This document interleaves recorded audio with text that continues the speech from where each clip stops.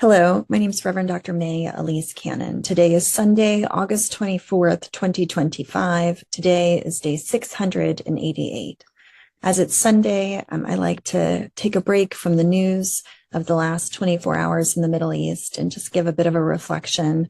I've been feeling quite closed off emotionally about what's been happening in Gaza, and the updates have been just so catastrophic and worse every single day.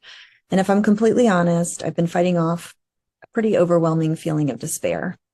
I'm often quoted as saying, despair is the luxury of the privileged. And who are we to despair when there are people suffering bombings every day, hunger, starvation, and famine?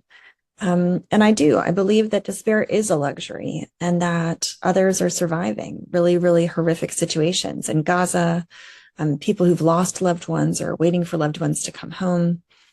And then I just have to pray and ask that God not allow me or others around me to give into a spirit of despair, that God might give us faith to have hope when it seems like there's no hope, faith, whatever the earthly circumstances that we witness.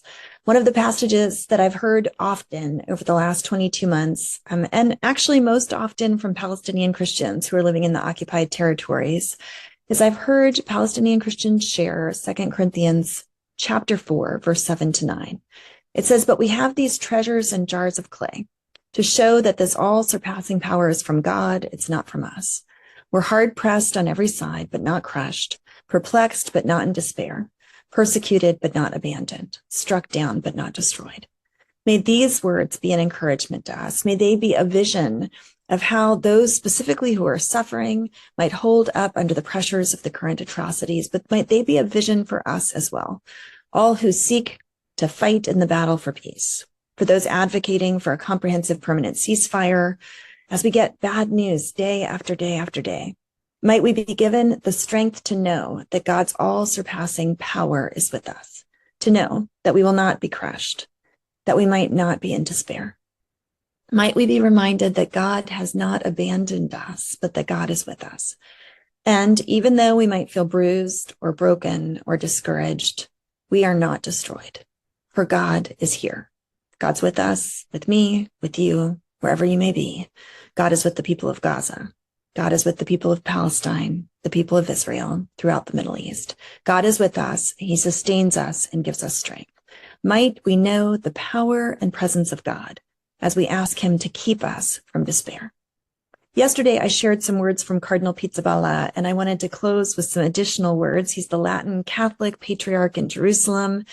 These are some of the words that he talked about in light of prayer and fasting, that it will give us strength. It will give strength to those who live in a place devastated by death and violence, where the word peace seems to find no common ground.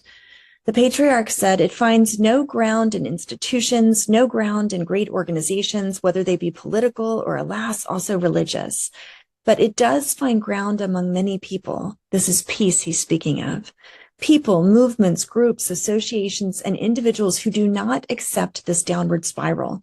Prayer serves to create this bond of people across all faiths who, despite everything, still want to believe that the heart of man, even in the Holy Land, can change. Friday is a day of prayer. He was speaking of this last Friday. And we confirm that Christ is not absent from Gaza. This was one of the things the Patriarch said when he and the Orthodox Patriarch of Jerusalem, Theophilus III, returned on July 22nd from having visited Gaza. They visited the Christian community at the churches of St. Porphyrius and the Holy Family Church. Knowing the community, Patriarch Pizzaballa explained, I can say that their strength comes precisely from prayer, from the strength to resist in the midst of a terrible situation. We're on the eve of what we do not know. We don't know what will happen next and what the occupation that has already begun, how it will continue.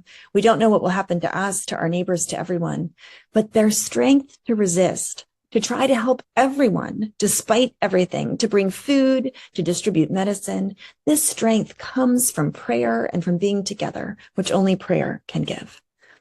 This past Friday, the faithful of the Holy Land have prayed for themselves and their neighbors so that peace might prevail, and so that the constant anxiety and devastation might be brought to an end.